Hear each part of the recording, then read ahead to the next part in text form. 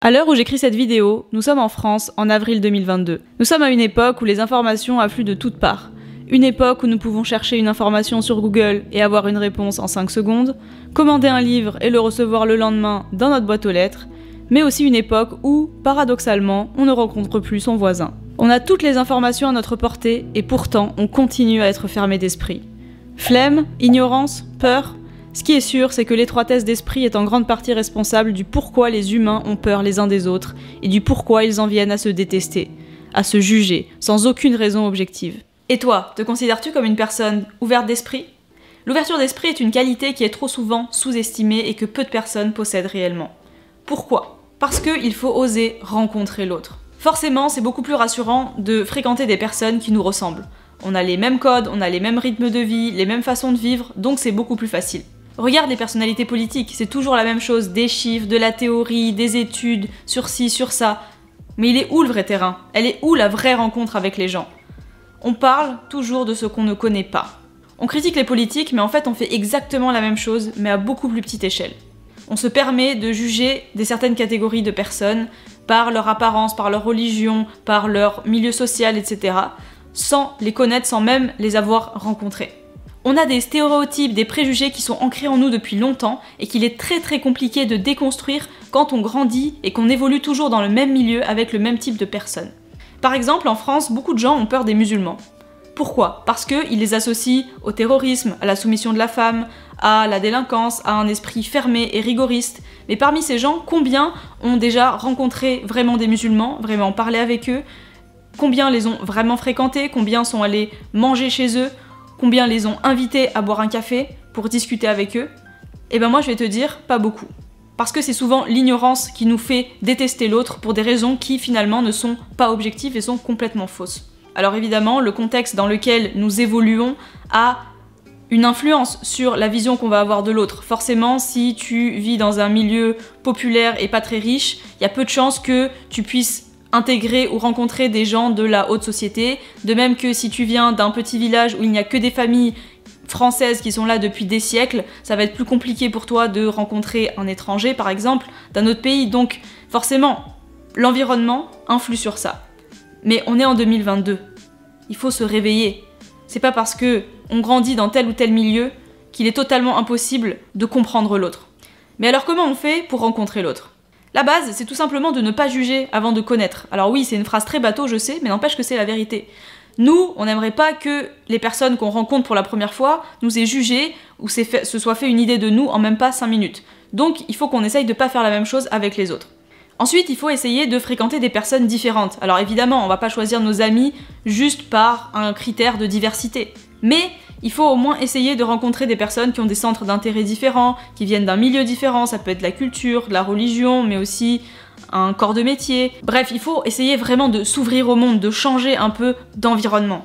Et le troisième point, c'est de participer à des événements auxquels tu n'as pas l'habitude de participer. Moi, je me rappelle avec une amie à une époque, ce qu'on faisait, c'est que régulièrement, on allait assister à différentes cérémonies religieuses. Par exemple, on allait dans une église protestante baptiste, dans une église protestante évangélique. Pourtant, on voulait pas du tout changer de religion, on voulait pas se convertir, mais juste, on voulait découvrir comment ça se passait chez les autres. C'est ça dont je te parle. Oser sortir de sa zone de confort pour s'enrichir. Mais pour ça, il faut pas rester que dans ses livres. Il faut aller rencontrer l'autre. Évidemment, pour rencontrer l'autre, il faut forcément essayer de comprendre des façons de penser totalement opposées aux nôtres. Si tu observes attentivement, c'est quelque chose finalement qu'on fait très peu.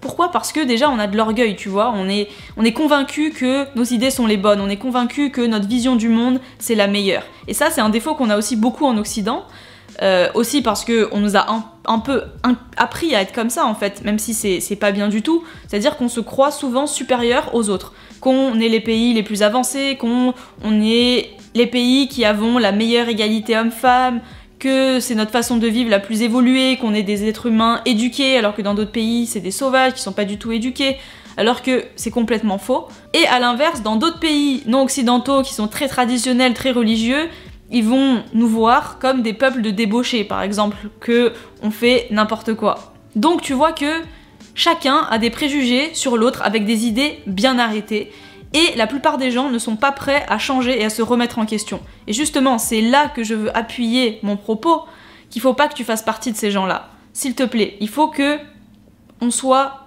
humble, qu'on ait toujours le réflexe de se remettre en question. Mais alors comment on s'intéresse aux différentes manières de penser des autres?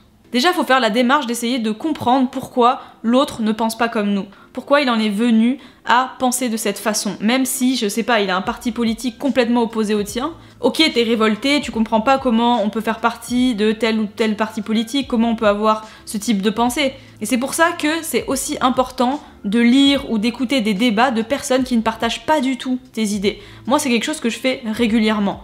En fait, finalement, je passe presque plus de temps à écouter des gens qui sont pas d'accord avec moi que des gens qui partagent vraiment mes idées. Parce que j'aime bien en fait comprendre pourquoi la personne, elle en est arrivée à changer comme ça. Et ça peut aussi m'amener à moi me remettre en question et me dire en fait la façon dont pense cette personne, c'est pas si mal finalement. Finalement, je suis pas totalement en désaccord avec elle. Et je pense que c'est aussi ça l'intelligence, c'est d'avoir le réflexe de se remettre en question. Ensuite, il ne faut pas fuir les débats. Bien sûr, il faut que ça soit des débats constructifs.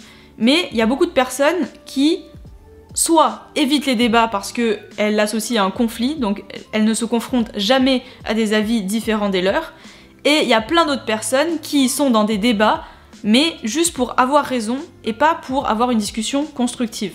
Encore une fois, c'est une question d'orgueil, chacun croit avoir les meilleures idées par rapport aux autres. C'est peut-être ton cas, et c'est aussi mon cas parce qu'on est des êtres humains, c'est normal, mais la prochaine fois que t'es dans un débat, essaye, au lieu d'avoir comme objectif de contrer absolument les arguments de l'autre, essaye de comprendre pourquoi il pense comme ça, pourquoi il ne pense pas comme toi, comment il en est arrivé à penser comme ça. Et tu verras que là, ça sera des discussions beaucoup plus constructives. Et c'est pour ça qu'il faut remettre régulièrement ses croyances en question. Donc spoiler, si tu as le même avis sur les choses qu'il y a 10 ans, c'est mauvais signe, ça veut dire que tu ne te remets jamais en question et que tu ne remets jamais en question ses croyances, ce qui est totalement le contraire de l'ouverture d'esprit. Pourquoi tu penses de cette façon? Pourquoi tu votes pour tel parti politique? Pourquoi tu fréquentes telle personne? Pourquoi tu appartiens à telle communauté religieuse, par exemple? Pourquoi tu fais partie de telle association? Si on remet jamais en cause ses croyances, on devient des personnes vieilles, rabougries, qui ne se remettent jamais en question. On devient des personnes aigries. Et surtout, on finit par vivre dans la haine. Et c'est ça le gros danger. Il y a 10 jours, j'étais chez le coiffeur et la coiffeuse me parlait d'une cliente qui était d'origine africaine subsaharienne, je me rappelle plus de quel pays, et elle me disait non mais c'est vrai, hein, là-bas c'est pas pareil, hein, là-bas ils vivent dans la misère, hein, là-bas en Afrique ils vivent tous dans des cabanes. Hein. Donc moi dans ma tête, je me suis dit non mais attends, elle vit dans les années 1930 ou quoi? Elle sait pas que maintenant en Afrique il y a des classes moyennes, qu'il y a des grandes capitales... Nairobi, Lagos, Dakar, ça lui dit rien. Après, évidemment, ça veut pas dire qu'il n'y a pas plein d'Africains qui vivent dans la misère, hein. C'est pas ce que je dis. Mais ce que je veux dire, c'est qu'elle, en fait, elle avait une vision de l'Afrique qui datait d'il y a un siècle, c'était presque une vision coloniale. Et je prends cet exemple parce que je me dis, je pense pas que ça soit le genre de personne, par exemple, à forcément remettre en question ce genre de croyance, parce que pour elle, c'est ancré dans sa tête. Dans sa tête, l'Afrique, c'est un temps au Congo, tu vois, il y a pas... Elle va jamais se dire « Ah non, peut-être que c'est pas ça, tiens, je vais aller chercher ». Et c'est ça dont je te parle. C'est le fait d'être convaincu que ces croyances sont acquises et que c'est les bonnes. Et d'ailleurs, moi-même, parfois, je suis naïve parce que je me rends compte que ça me paraît inconcevable que des personnes aient encore cette vision de l'Afrique, alors qu'en fait, il y en a plein. Mais c'est juste que comme je ne fréquente pas ce genre de personnes, je m'en rends pas compte.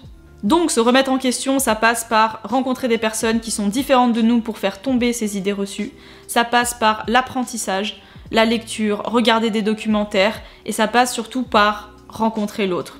Et surtout accepter d'avoir tort, laisser de côté son orgueil et se rendre compte que parfois on a des idées reçues, on a des idées préconçues sur les choses, et c'est pas grave si on s'est trompé, l'important c'est de le reconnaître. L'ouverture d'esprit est une qualité qui est trop peu estimée. On n'y pense pas assez et pourtant c'est une qualité indispensable pour avoir des bonnes relations avec les autres, pour être ouvert avec les autres, pour avoir une créativité décuplée, pour connaître l'autre, pour avoir de l'empathie envers l'autre et surtout ne pas parler avec ignorance. Apprendre, sans cesse apprendre, se remettre en question, réfléchir, faire preuve de réflexion. Donc n'oublie pas, si tu veux changer, ne le fais pas demain, fais-le ici et fais-le maintenant.